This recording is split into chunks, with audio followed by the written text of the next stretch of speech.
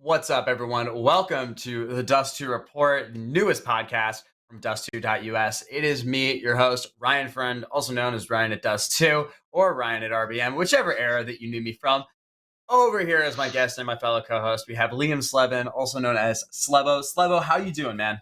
I'm not too bad. I had a bit of a jump there when you said guest, and then you switched to co-host pretty quick. So I was like, now I'm feeling good.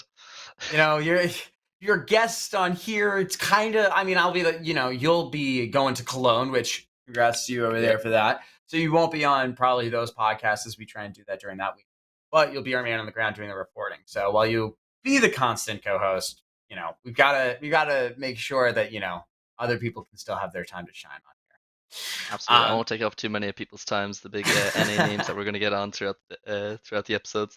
Well, it'll be good. That's the goal of the show, is that we're going to try and have these things run for about an hour, and in that time, we'll also have a 30-minute interview with a rotating panel of NA guests, whoever they might be. We'll try and go and contact the best players. We'll have them come on. We'll be doing 30-minute interviews, kind of focused like that. We're a little bit different than what we're going to try and do from HLTV Confirmed, where they have the guest on for the full show.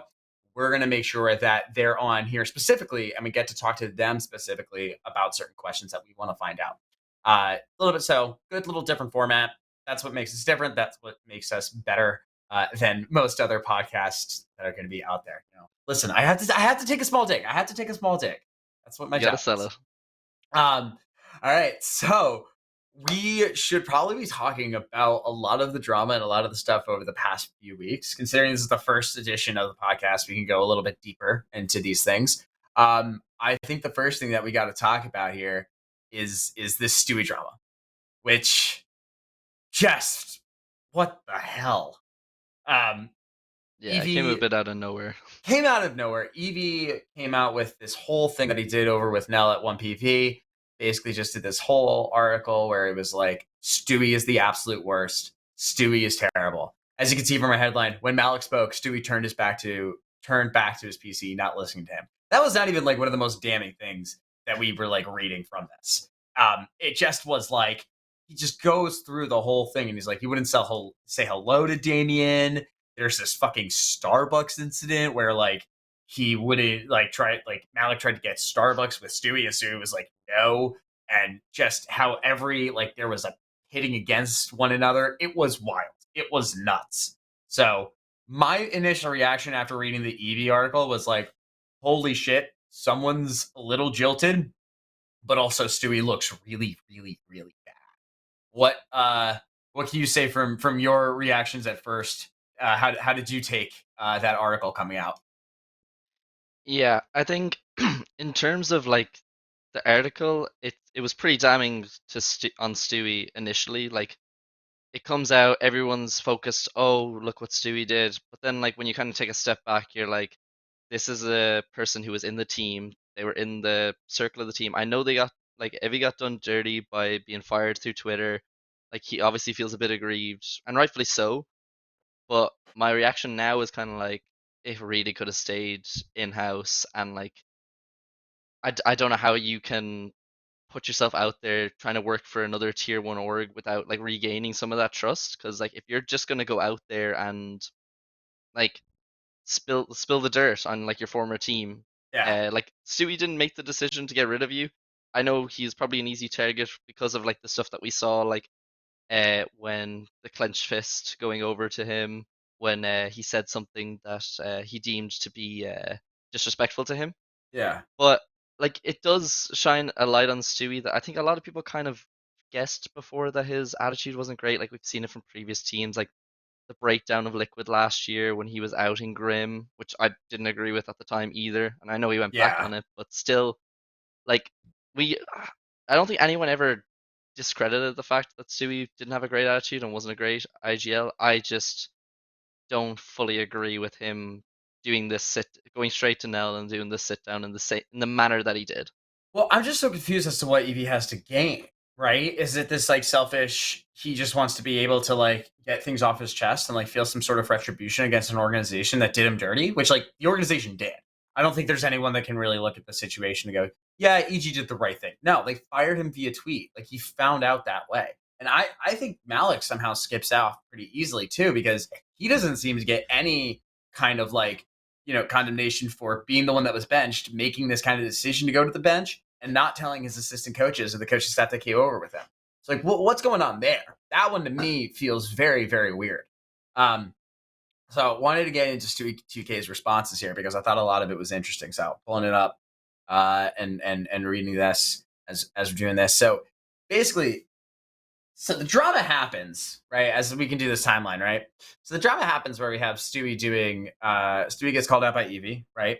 And then we come into this where Stewie 2K does the stream and he just reads the article and just goes piece by piece trying to break down everything. And we saw him like fiddling around with his like camera and mic settings in the beginning. It was hilarious. But then he kind of gets into a lot of the topics in there, which he's like, we know what we're doing because we won a major, which was crazy. It's a crazy thing to say. I won a major, therefore I know more than you. Like, to be perfectly fair, Automatic went to Valorant. Rush struggled a lot. Stewie had a very mutual breakup with Liquid. Like, I'm not seeing how I won a major, we know what to do, has helped him in any scenario here. Like, when did they win the Grand Slam? That was like 2019, right? Yeah. Yeah. So you have a period of like 2-3 years where it's been online, but you haven't really had success. So what the fuck?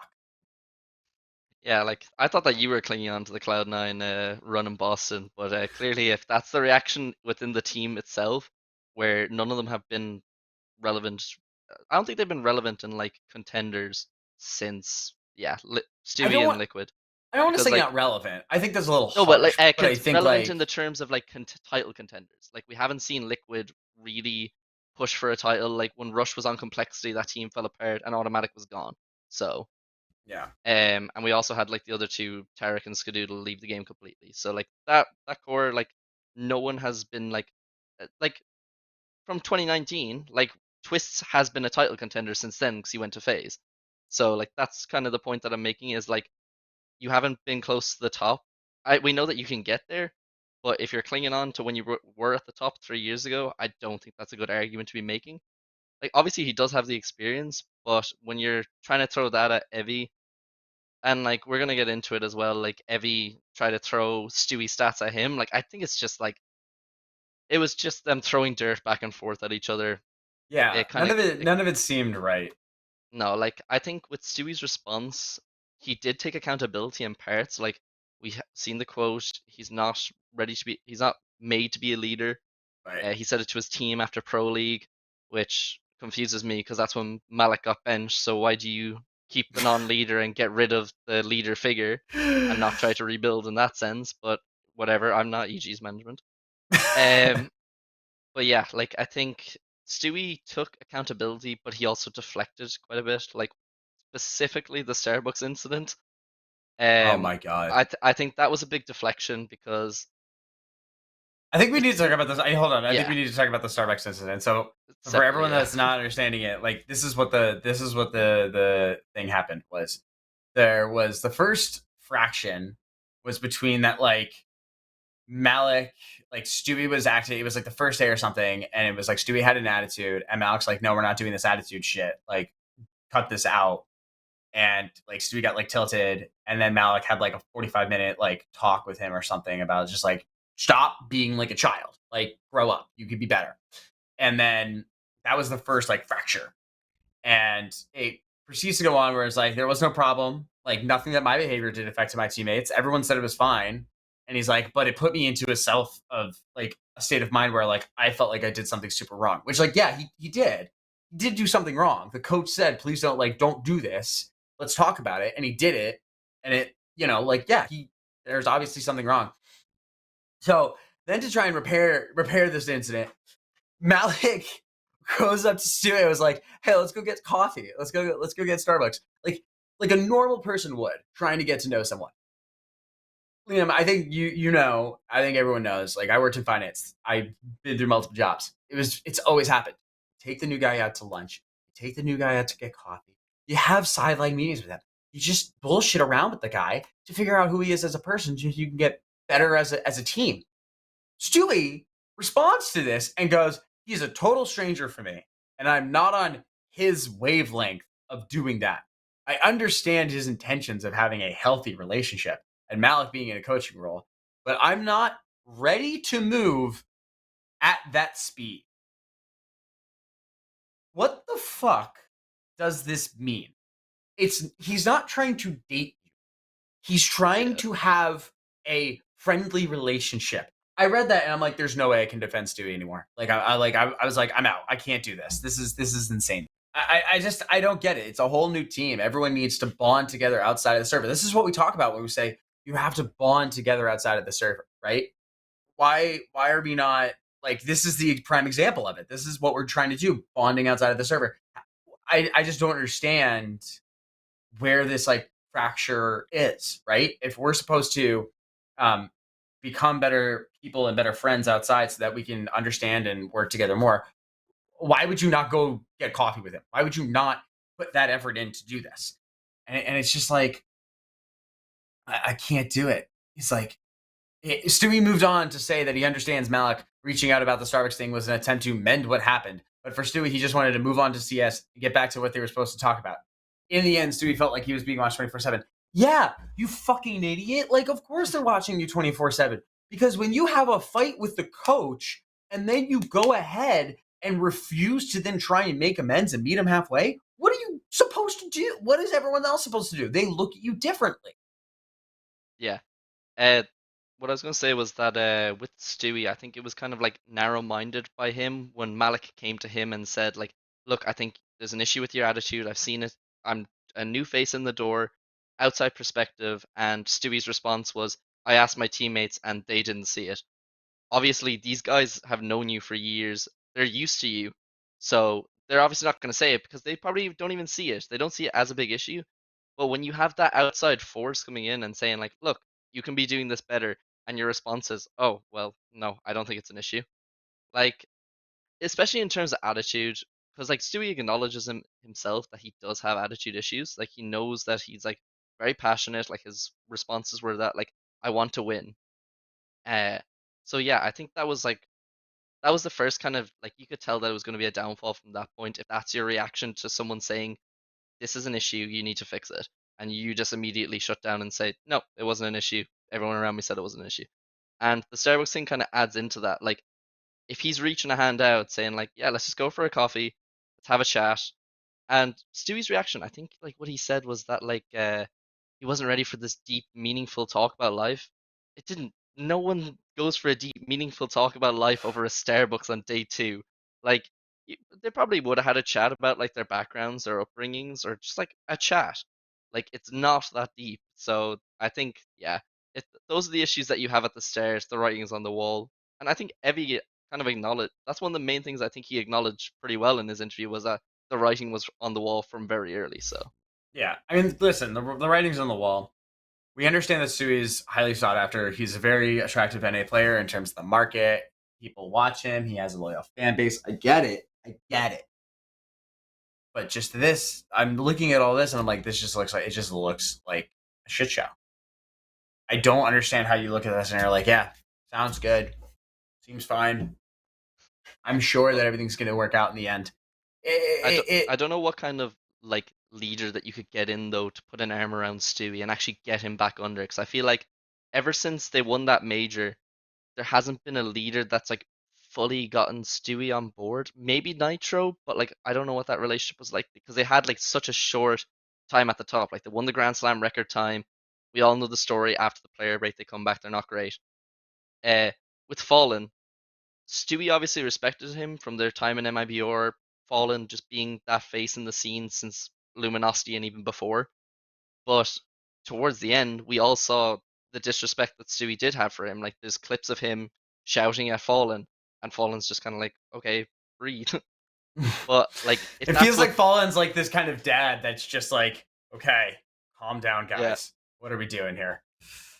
but like that's what's getting caught on camera. So like, in the sense of we don't know what's going on in scrims, we don't know what the camera doesn't catch on stage.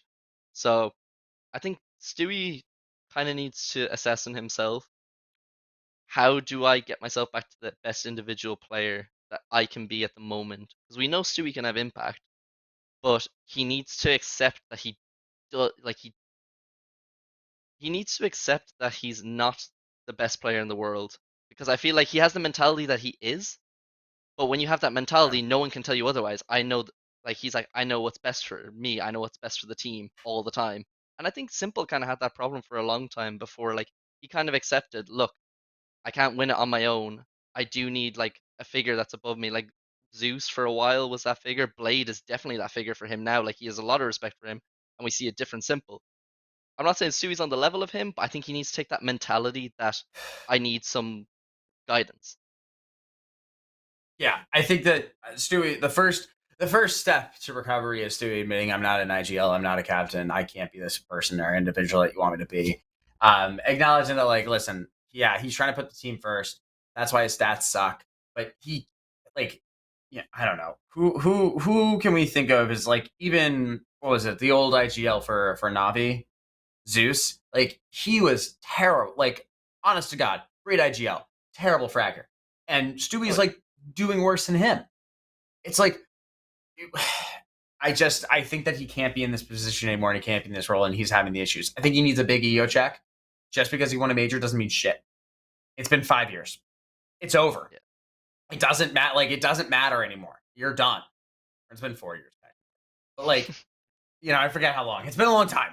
4.5 years. 4.5, whatever it is. But like, it's been a long time. Like, you can't ride on that stuff as somehow it gives you some sort of superiority when you just keep getting bombed the fuck out in a bunch of these matches. And it's tough. It's tough to say it. And he goes ahead and he's talking about like the American game mentality. Like, I hate how he generalizes us. We aren't liquid and we're not complexity. Everyone's different. Don't generalize us. Yeah, sure, don't generalize us. But there is a general idea of like what NA is. Like, he's not wrong. There is differences there. I don't know. I thought he had a lot of like decent points, and I think like to Evie, to his credit, and to go against Evie, like Evie clearly did this, and it clearly hurt Stewie, and there doesn't seem to be any like beneficial things that comes out of any of this. Like everyone loses. Evie looks like a Yeah. rat. Stewie looks like a crybaby idiot. Like I don't know what to like say here. I mean, obviously, I don't think that those are. I'm what I'm saying is I don't think that that's how those people are in a normal setting. I just think that EG melted their brains so badly that this is the only way that they can come out of it, thinking that whatever this drama was a rational thing.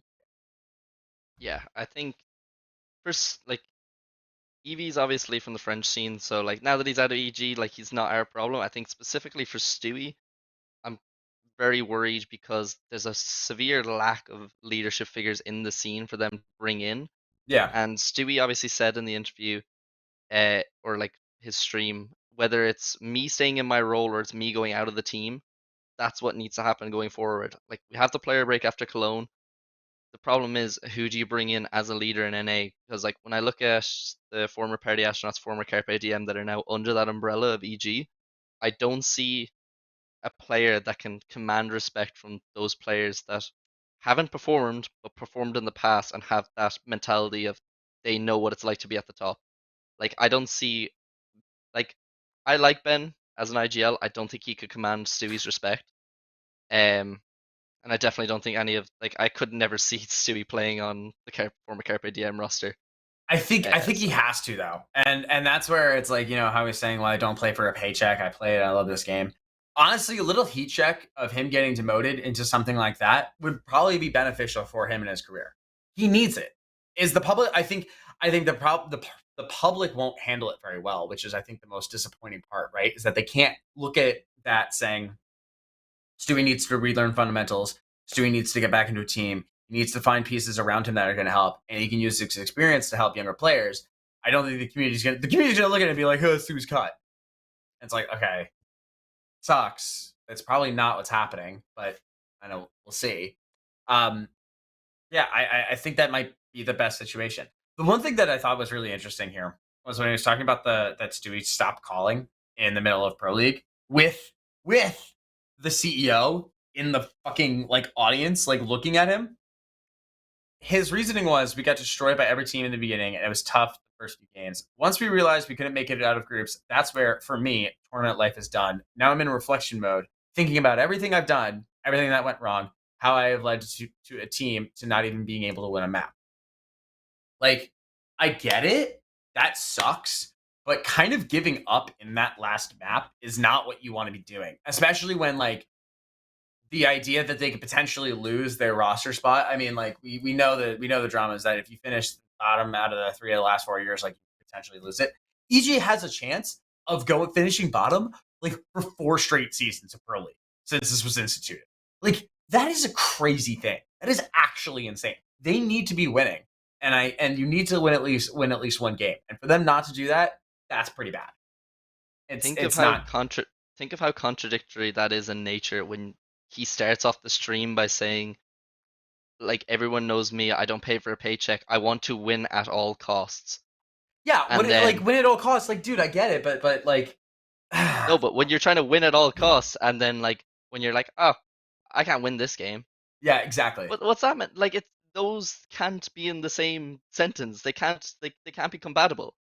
So I don't get that completely. Like, even if you're down and out, like, you've got to call like you have a chance in a game. You can't play not to lose. Oh no! All right, so live on the podcast as we're doing this, shox twit longer just dropped. Oh, So this is gonna be good. We're gonna go through this as we'll try and read this and do the interesting parts, and we can talk about this. Producer Martin, sorry Martin, we're kind of screwing you over. You know, we'll see if you do this. So, anyways, he goes ahead and is like, I want to give a recap of the last 6 months. He says, I wanted to discuss with Liquid, sports, and human projects. Having 2 players with big firepower like Naf and Alish, with captain like Nitro, who proved in the past his ability to lead teams. He's like, this is all very good. And he's like, Alish has an important voice on the team in terms of the co-lead and the structures. And he's like, there are lots of different voices. And he was really excited. And then when they got OC with this young sniper and the young blood, he was like, okay, this is really, really good.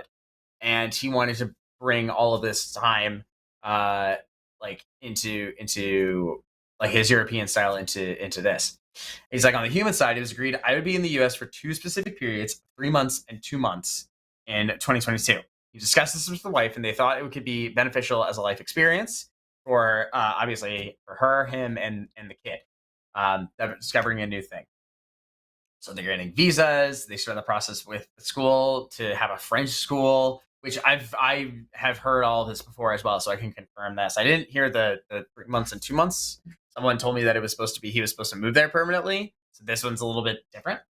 They visited several apartments, and we informed everyone about the change in life, and everything was true that he was going to do it. And as it turned out, I was supposed to be in the United States for tournaments taking place on American soil, but according to the information I was given, they were almost all either canceled or relocated to Europe for administrative reasons. Interesting.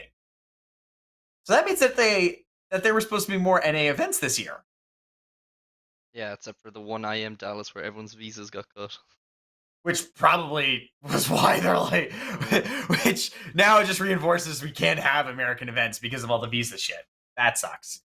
The worst part was probably the RMR with all the last minute changes from Valve that forced the TOs to change their plans, creating extra troubles, troubles, and a lot of stress. It was a big blow to the family because this American life will not see the light of day, not even before October. That's a decent amount of time. So he finds himself having his life in France, but having a life and agenda of an American player, which makes it very complicated. He's always on the move, no time to relax. You know, he's in boot camp or all this stuff. I get this. He doesn't have a home in the U.S. I was either in a hotel or at Steve's house. Like, I get that, but like, he would still have an overloaded schedule if he was a European player, right? Like, I'm not crazy here. Like, that doesn't make much sense. Agenda was overloaded. Organize ourselves so that my wife and my little one join me when they can. Otherwise, it's impossible. You know, he lives daily to give the team the best chance.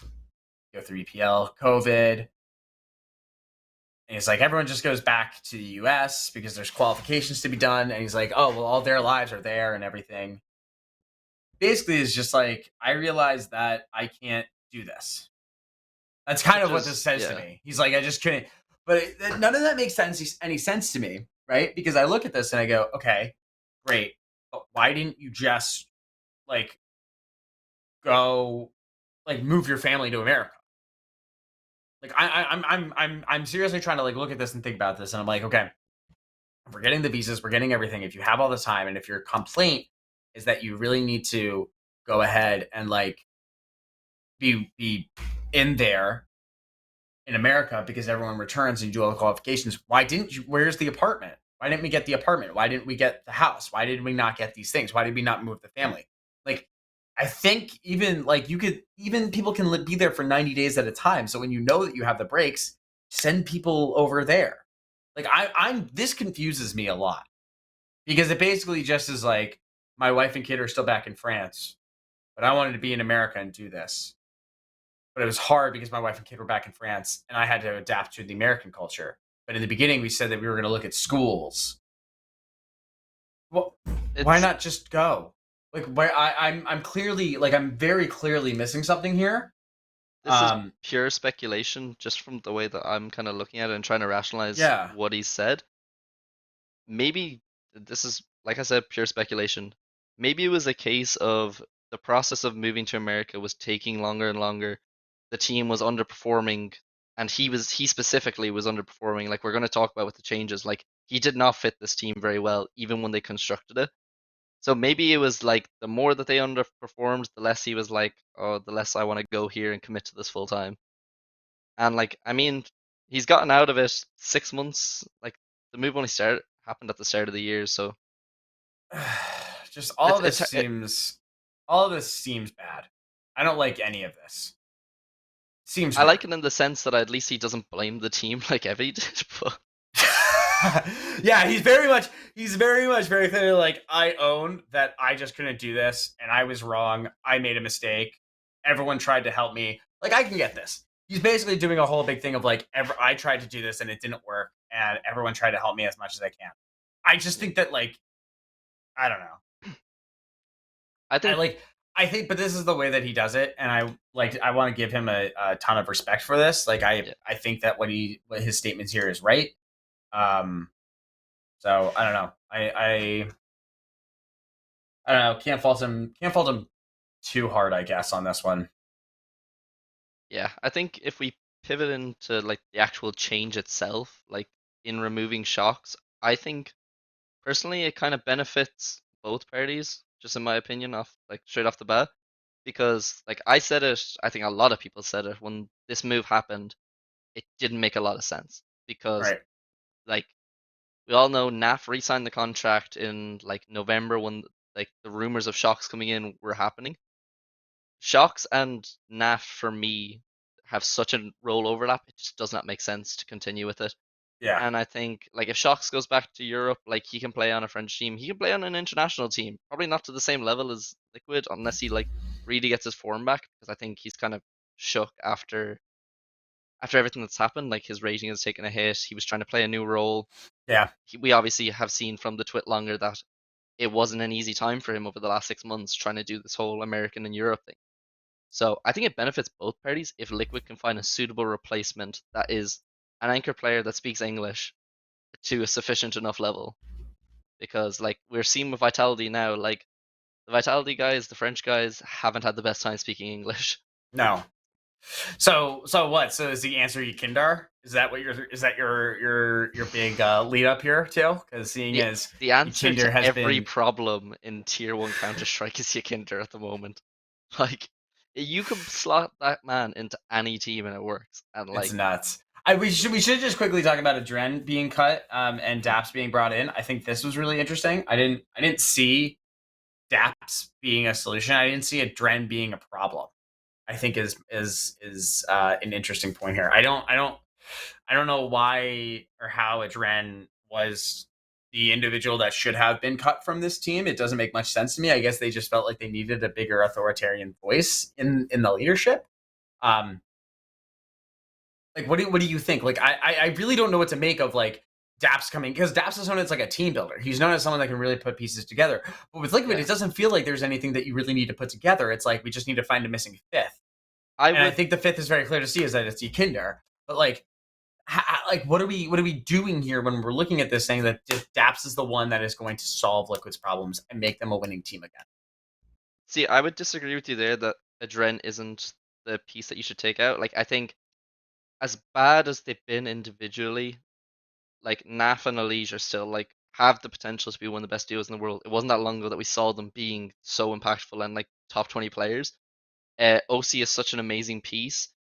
Nitro is where I see the issue, but the issue is that I don't think Nitro and adreN are compatible. I don't think adreN is a tactical enough mind to help Nitro in the way that he needs. Like, I'm not discrediting adreN. I think he's done great things with Liquid in the past.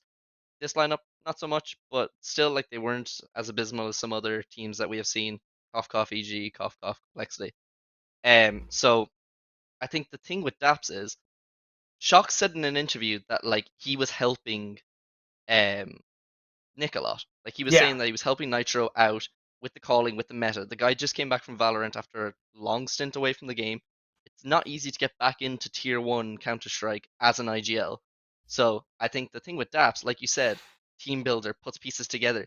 He can help Nitro set up a proper system to get the best out of Elige, OC, and NAF, which is your star trio that you need firing on all cylinders. If you bring YEKINDAR into that, like I genuinely think that that could be an unbelievable team. Like, I obviously way too early to call it. The pieces, if daps and Nitro can put them together, because you don't need Nitro to frag a lot. Like, you just need No, him you to don't. But call he the right has things that been. daps He's sets been a up. solid player for them. He's been solidly fragging, and he's been able to do those kinds of things. I guess I don't know. I don't know. I think he's performed well enough for what you need. Like, he's not going to be like a consistent player. Like, he's probably going to hover just below the 1.0 rating.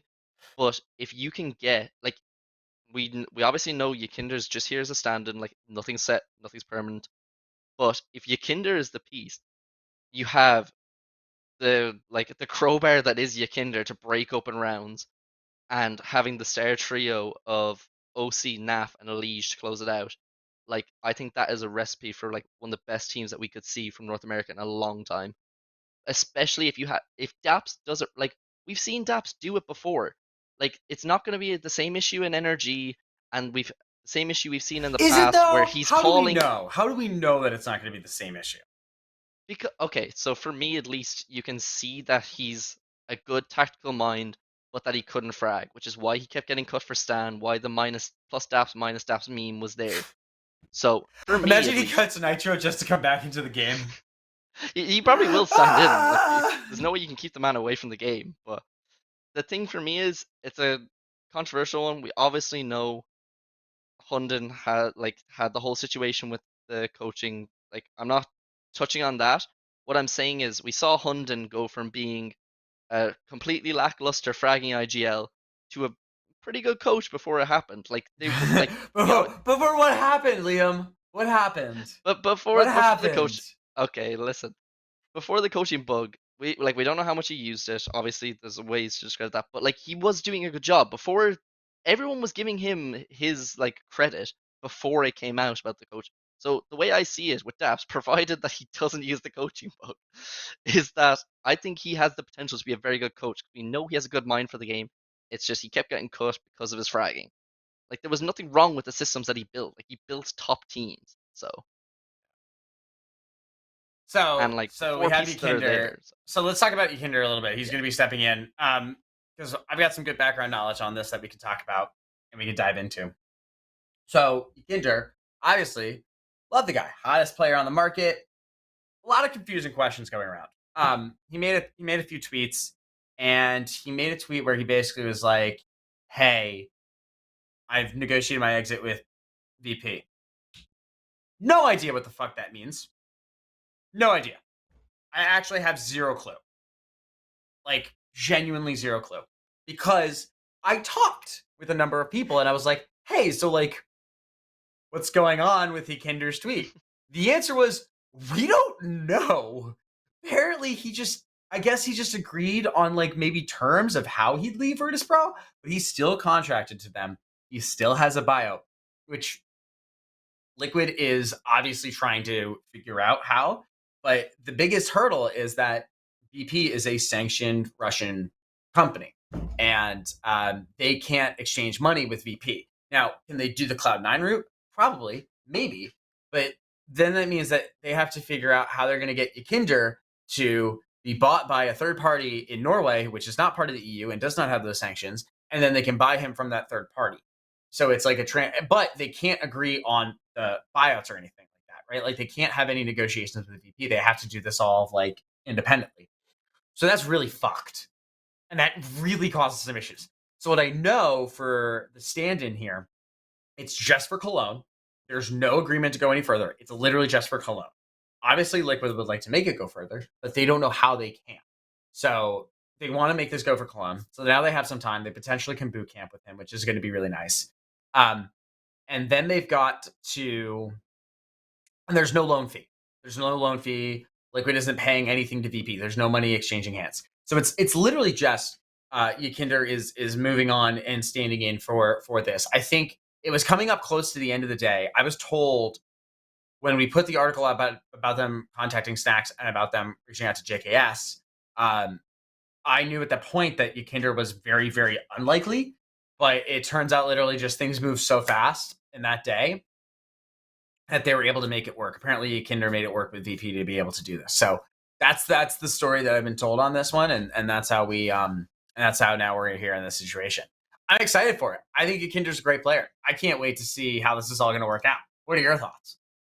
Yeah, I mean, like I was at the PGL Antwerp Major. Like I wasn't working in an official capacity, so my first working in an official capacity event is gonna be Cologne, and watching Liquid win it there, it's gonna be great. So you're gonna have me on the I ground love for it. that. I'm gonna be able to interview YEKINDAR in his Liquid jersey.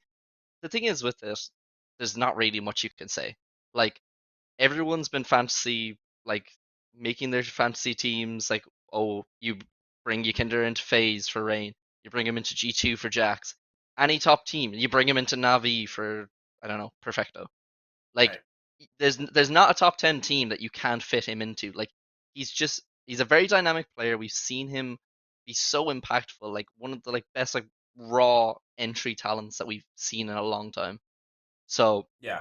I'm really excited to see how it works because, like I said, Naf, OC, and Elige is a very good trio already. You throw YEKINDAR into that. Like, I don't think Naf and Elige are particularly aggressive players, anyways. And Right. like from OC's kind of aggressive. Like as an opera, you need to be in this day and age. But Right. like YEKINDAR, you throw that into the mix, it's like the perfect blend, I think. So I'm really excited to see how they actually perform on the server, and maybe you've obviously said about the issues that there is. Maybe if they go deep in this, they get their first semifinal run in a while, then they're like, okay, we can figure this out with Norway or Yeah. whatever country. I think that's going to be the biggest thing here is that I think that they're going to have to see how they really work with the Kinder, and if it's, I think it's good because if it's so terrible that they're like this can't work at all, then they won't go forward with it. But if they look at this and they're like this is actually the greatest thing we've ever done, we need this now. The Kinder's happy to move to like North America, which like he's Latvian, so it should be totally fine.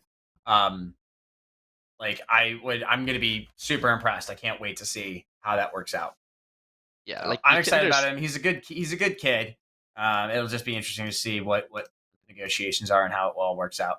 he's still very young in his career as well, so it gives me kind of young simple going to Liquid vibes. As in, like we're gonna see YEKINDAR go on to be like a very good player, provided that nothing throws him off his trajectory. So like maybe this is his the start of his simple story. So Yeah. And he's also his English is extremely good. yeah. Talked with him a lot when we were out in at the major. He knows his stuff. I think this is an all around great deal for the team. Oh God, why am I yawning? God, hopefully we can take that one out. No, it's been a long day. It's been listen, I've just been out tired. So much Counter Strike to watch. So much NACS to follow up on. Running down all these leads. That's my problem here. Um, so we should talk about Dallas a little bit. Good event overall. Um, Good not event. the best showing for America. I don't think just having good event in IEM Can, Dallas can I 2022 can in I the say same that? sentence. Can I just say it was a good event overall? I just want America They, to have something good for itself they, once. Okay. they ain't compatible, man. Not with this tournament, anyways. I think it How many was visa just issues did we have? We had Navi. Okay, I don't buy the Navi visa issue. Well, I actually, I kind kind of do because of I the do. Russia thing, but but Boom Bitch was cut right after. So like, why? Like, is it really? Does it really count? But I mean, like, the speed that they got STY in, like, it could have made sense to do it for Dallas. I think, like, all Russian teams were gonna have a problem anyways. Like obviously Cloud9 won the event. They're backed by an NA org that can obviously, navigate the system a lot easier than an org like Yeah. a Ukrainian org like Navi. So I think the issue was that that tournament had such potential. Like it was the first tournament in NA, like first tier one tournament Oh, in in NA for a so while. long. I think this was like what since IEM New York of like 2019. Yeah, like prior to the major, the teams list, if I'm not like mistaken, I'm pretty sure it had every top 10 team at the time in it. Yeah, it did. It was crazy. But then like the way that the major went, teams were falling off. And the problem is as well, I think this event had more potential to do better if it's not a week after the major. Because like we saw Yeah. FaZe finishing in quarterfinals after winning the major, like the 2-0ing Navi, like I think it had so many issues and it had the potential to be good, but I'm still not going to give NA teams any like it makes it worse for the NA teams that were there. Complexity bombing out last and then Liquid 7th to 8th. That's it's not good enough. Like I think the problem that we have is that we for some reason are not setting up player break schedules in line with the major. The major should be the end of the season every time, right? yeah, You do the major month off. No one gets to ride hot after the major. After the major, everyone always goes to the major and says, okay, after the major, we can change rosters. After it, we can do that. You can do it right during the player break. That makes so much sense to me. It's crazy how, for some reason, we haven't figured out this system that this is just how it should be. Everyone wants to get their events in. Everyone wants to do that. The CSPPA is fucked off forever. Like, who the fuck knows where they are? They're useless. And now we just have to go ahead and figure out by ourselves, by other TOs. Like, what are we gaining to figure out how we can make sure that the events are going to be great? If you have Dallas as the first event back, I think it's a little bit easier to then say, okay, well, these teams failed or these were the issues. The visa issues don't happen. Everyone has time to figure out the visa stuff. So yeah. we should talk about the Uh, two teams. We should talk about the teams that were there, the American teams. Liquid being eliminated by Cloud9. Tough loss. Also a dead team. Kind of how do we treat that one? Dead team. it's more manageable when you see that Cloud9 go on to win the tournament and beat the major winners Yeah. as well. They So almost like had them though, right? It was like it was a close one. 1-2 match, and I think they were like in it. Oh, was it not a 1-2? yeah, No, it I'd was like to 2-0. point out as well when we were talking Oh, about Nitro, you said that he was fragging well and he's minus 24 in this series. listen, listen. Look, I don't want to bash on Nitro, but yeah, no, I think when you looking in the context that like we kind of figured that it was a dead team before the event anyways, like the report came out, shox is on his way out. So for me, like when I wrote the article for Dust2 about their chances there, I kind of took it and I was a lot of hopium in that one because the way I looked at it was, like you said, major should be end of the season. Last time I was at Blast and Vitality had their great run with shox, dead team. So that's how I was thinking about it. But like obviously when you look back in retrospect, you're like, it was never gonna go down in a good fashion for them. Like I think Cloud9 looked good at this tournament. I'm excited to see how they do going forward, like going into Cologne, like if they can keep this Yeah. kind of momentum going for them specifically as like an NA org. Um, but yeah, like I don't think there's too much to talk about with Liquid especially. I'm more interested in talking about Complexity Okay. because I'm so done with this roster. Like I'd love to like make like a compilation of like from when this team was put together and I did my first stream when they were playing it to now. It's just been like a downward trajectory the same way that this team has been. Like I'm It's completely out not on it's not good. It's not good. It's pretty bad. like I can stomach them losing to NIP. I can stomach them losing to NIP 2-0. Getting 16 forward by MIBR. on Nuke is unacceptable. And I Yeah, watched it's that bad. game, and it was atrocious. Were you Like, on the recap for that one? yeah, I think so. Oh I'm yeah, not yeah, too, yeah. Yeah, you were. like, Yeah, I remember that. yeah, because Got like a little spicy in that one. the problem is this team filled me with so much hope, and like when it was put together, I was all for giving them a year, but obvious issues have arisen, and that is that Junior is not capable at this level. And I seen a tweet. I can't remember who tweeted. I think it might have been Elliot AZS. Saying like, I don't get how he's fallen off so much from No, Triumph, because like when I look at it, I'm like, he can't compete against tier one teams. no. But then you look, when he was on Triumph, he was stomping on Liquid, who were a tier one team. Yeah. So there's something wrong with his confidence, and I'd like to say go back down, get your confidence back. But he did that with Bad News Bears after Furia. And then So he seemed to get his confidence back. He seemed to yeah, perform at Bad News Bears. It doesn't make sense. I think Furia killed him. I don't know what happened in that Furia team, but it killed him. And that's my argument. And I will stick by that. I think Furia killed this guy. There's no shot. He was on fire, one of the most heavily sought after players in that Triumph roster. Grim was like the number 2 guy. They wanted Junior first. Grim goes second. Who went first? Was it Grim or Junior? Junior, I think. Who was sold first? Regardless, like these players, like, oh, that's my watch that's now yelling at me because I'm yelling too loud. No, Junior was good, and I don't know what has happened, and I think we can root a lot of the problems back against his time on Furia. I think that killed him, and I don't think it's Um, Furia's fault. I think it was just the situation. let's blame Henny for leaving Furia. But like, Fair. in all seriousness, though, I do stand by what I said. I don't think he's capable at tier one consistently, and I think it's not a matter of his skill; it's a matter of his confidence. Like, I feel like he goes onto the server and he thinks, "Oh, look at the names that are across the server on me, like who I'm playing against." Right. Instead of just focusing on your own game and thinking, "Yeah, I'm the best offer that NA has."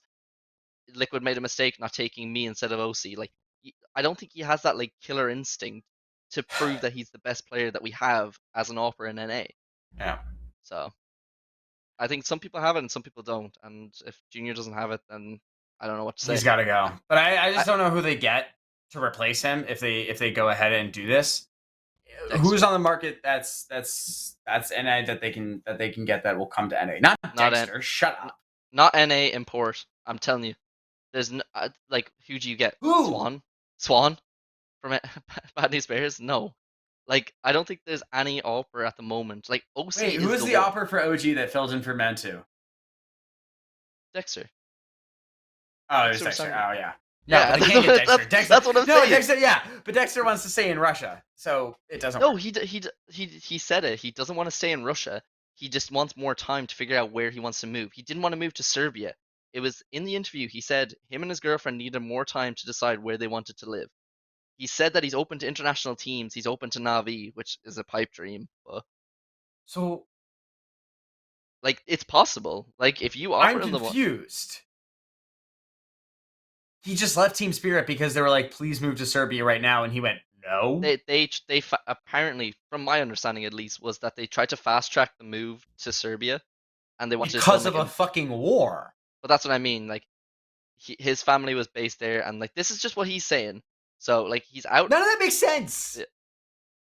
This is dumb. Look, if he This goes to is dumb. complexity, we can sweep it under the carpet. We'll forget it ever Oh, happened. is that what we're gonna do? We'll accept. We already slept. We already slept the swept the fact that Cloud9 probably definitely paid $1 million to a sanctioned Russian company. We just kind of ignored all that. Yeah, Like, but I don't know Spirit's how not much more sanctioned. that we want to ignore here. Spirit's not sanctioned, and if he leaves Russia, then what's the Spirit's issue? not sanctioned, but they had Putin go ahead, and at the time, Spirit was like, "Yeah, thanks, Putin. We appreciate it." Did they? Yeah, after the TI. Oh, I don't watch that silly esport. Oh, fair enough. Neither do I. I just saw it on Twitter. I live on Twitter. I'm a goblin.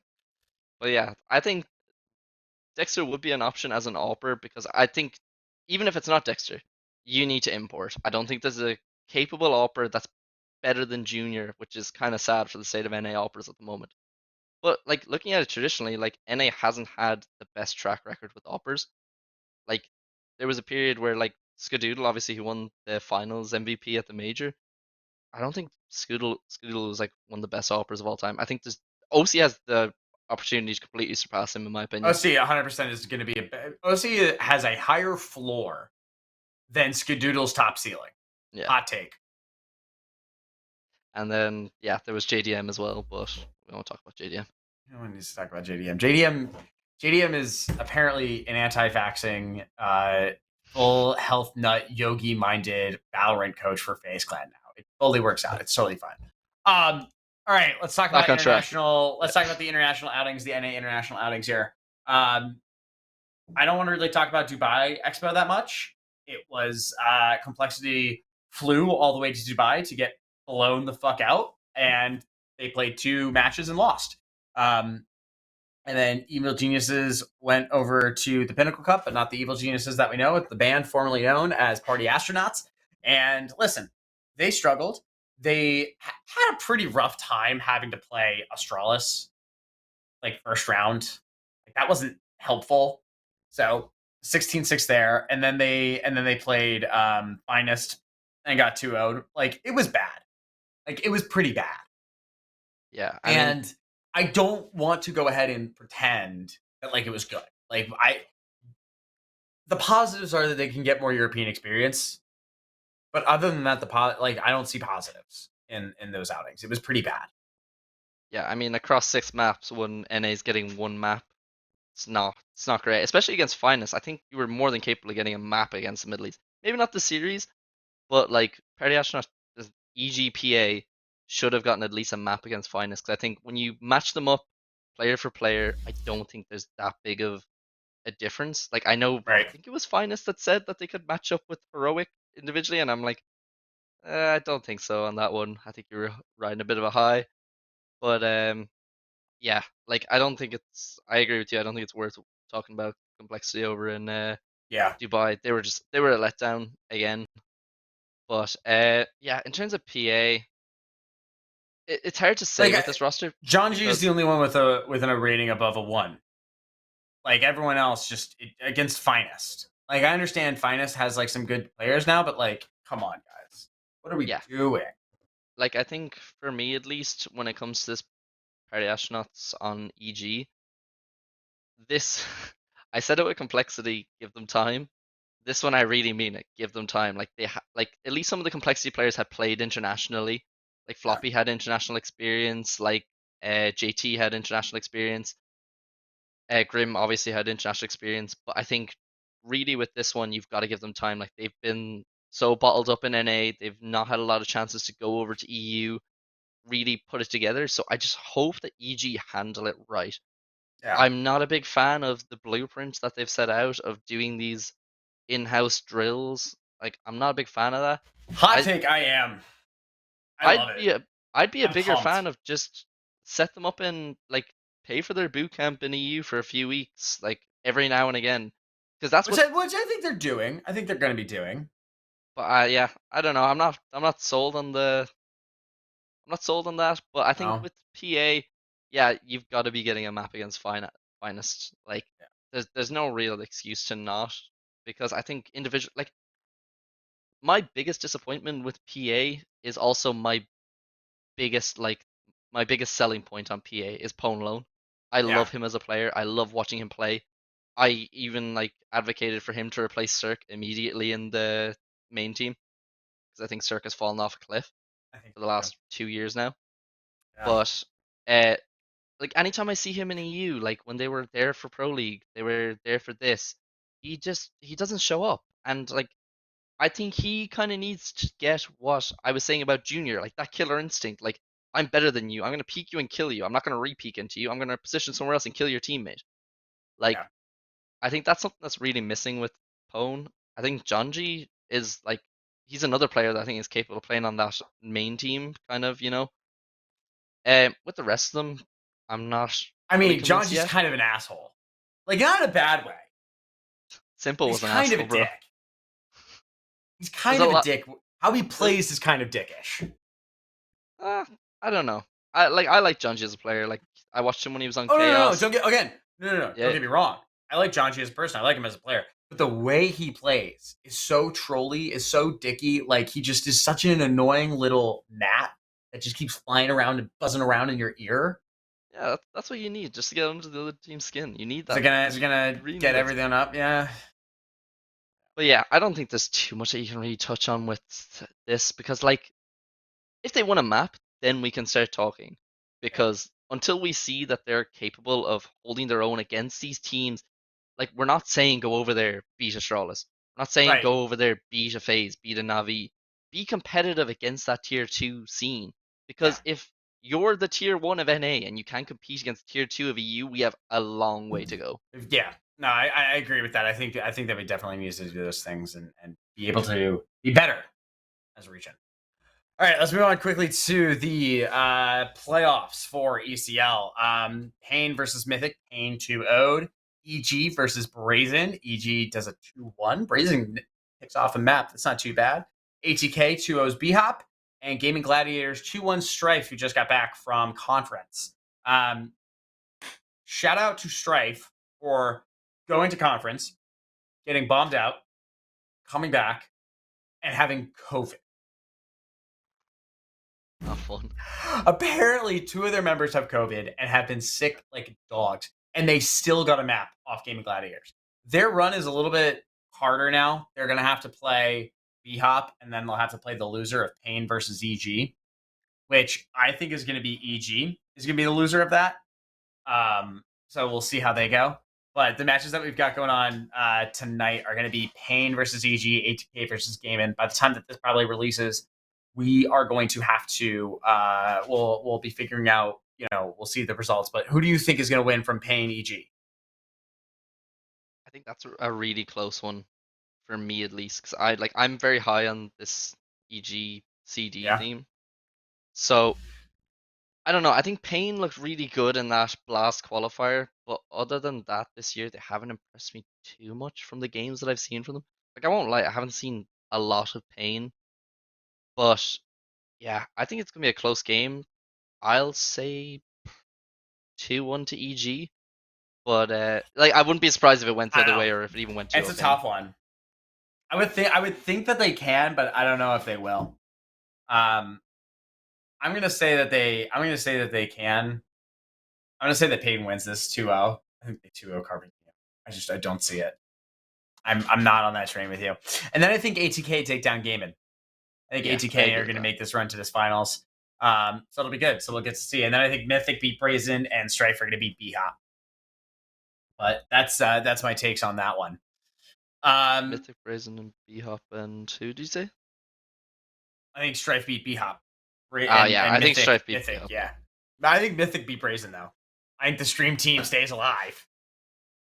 Yeah, like, there's good names on that roster. Like, I know it's a bit of a joke, but like Freakazoid, Cooper are no joke, and Flom's been around the Well, block. Like, I think they are a joke, but I think that they're still good. no, like, I think like, obviously they don't take it as seriously, but like, there's still raw talent there. Like, Cooper was one of the best players that, like, we had when there was that was it Swole Patrol, I think. Like, Yeah. when he was like he was very good, and it was a shame to lose him to Valorant for that little bit. So All right. So that's that on the playoffs there. Our NA Hopiums and our NA Copiums. We got to come up with a graphic for this. We gotta have some like good banner thing. Like we'll get Dylan. We'll have him do some artistic stuff. we'll get some cool stuff for next We'll time. get some cool stuff for this. I like this. It's a good thing. But we'll do our NA Hopiums and our NA Copiums. So this is going to be the end of the show portion where we go ahead and we talk about our Hopium, our prospects, the things that we are hoping for, things that we see good, the things that we are excited about, and then our Copium, the things that are bad and we have to cope with. I will give my Hopium first. Liam, you'll do yours, and then we'll move on to the Copiums. My Hopium is that Liquid with YEKINDAR is going to be good, and Cologne will be nice. We will have a good Cologne with Liquid. We are going to see them at least make it past 2 rounds of elimination. That's my game plan. For me, like, we had the recent article that came out on Dust2 US. Cirque and Breeze are out of contract in Yeah. September, I believe. Yep. Everyone, like, obviously there was the joke. We had the headline with stars because they're the former stars of the team. They And are the former stars of the team. So like, many people went ahead and for no reason just latched onto it. Which, like, thank you for the engagement boosts. But, like, Jesus Christ, guys, like, just move on. yeah, I think for me, losing Cirque would not be that bad because I think like my pitch for it was for him to go to PA or to go to the Carpe Diem EG team because I think he has the issue that we said with Junior. He has completely lost his form. We know what he's capable of, but he's banging his head against the wall, trying to get his form back. Like we've seen the hours. I think he's playing like 120 hours in the last 2 weeks, which is insane when you're playing that bad in Yeah. officials.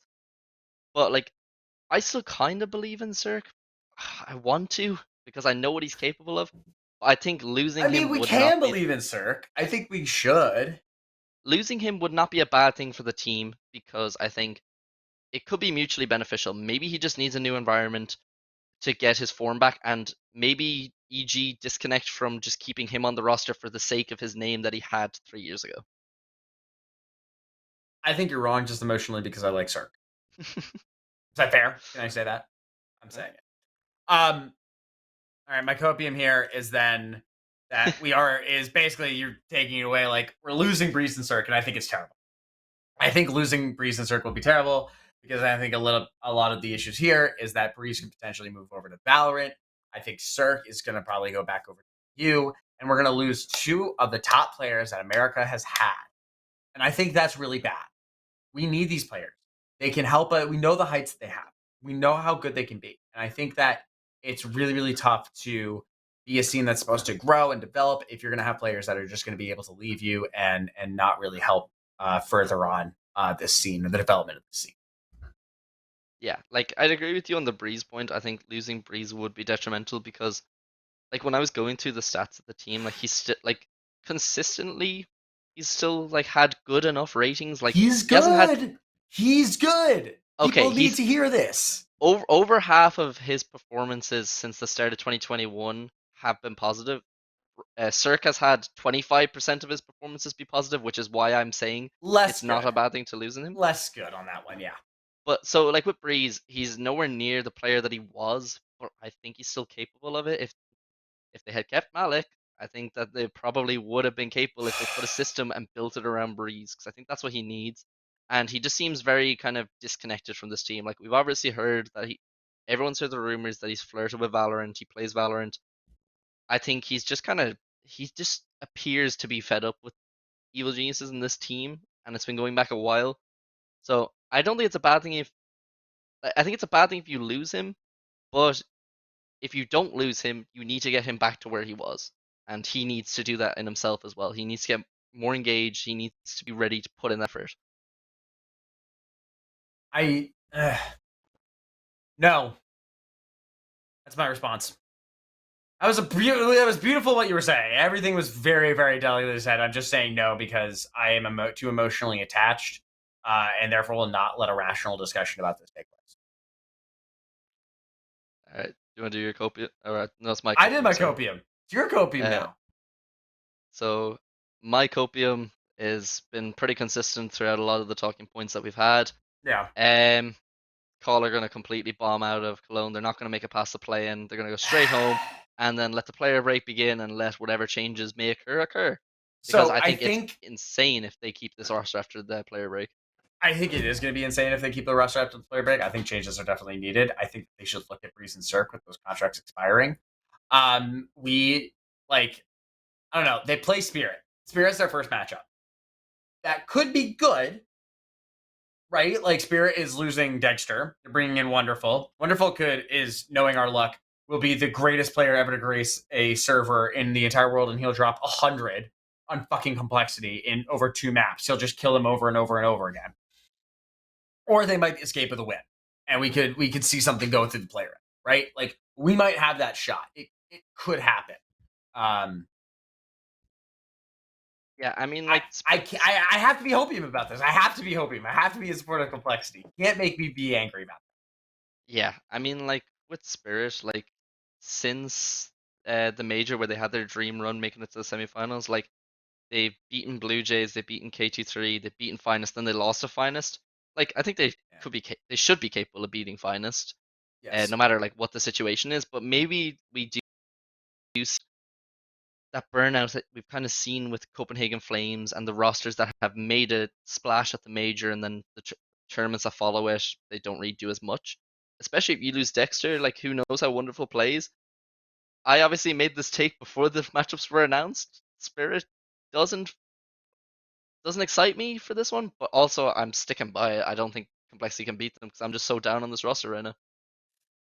That might be fair. That might be fair. I don't know. I think at the end of the day we'll definitely see what the answers are for that. And it'll be exciting to see what happens. This could be the last run that we see of this Complexity team. It'll be the first run that we see of the new Liquid team. Either way, Cologne is going to bring a lot. You're going to be there, which is very exciting. So congratulations once again to you. It was a little hard fun. It was a little scary though. We didn't know if you'd be there for the full 2 weeks, but now you are. So it'll be a great experience. You'll be able to get the interviews. We're going to work you like a dog. Yeah. I'll do my best to be on the podcast. I'm going to go back and watch this. I'm going to see all the predictions that I get right, and then I'm going to bring them up. Good. I'm going to come on in Cologne just to bring them up to rub them in your face. I'm not going to let you come on. So with that, should probably shout out our sponsor, Underdog Fantasy.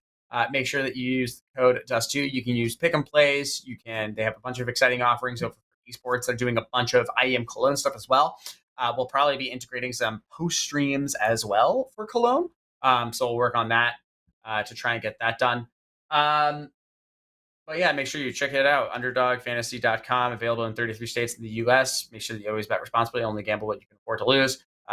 Ages 18 up, 21 up. Not exactly sure what the ages are anymore for gambling in the U.S., but always bet responsibly. Call 1-800-GAMBLER if you have any problem. Yeah, so that I think is going to do the show here. Liam, thanks so much for coming on. Producer Martin, thanks so much for producing. And with that, I just have to say, let's all continue to believe in North American CS, and we'll look forward to Cologne, and we'll look forward to the show next week. See ya.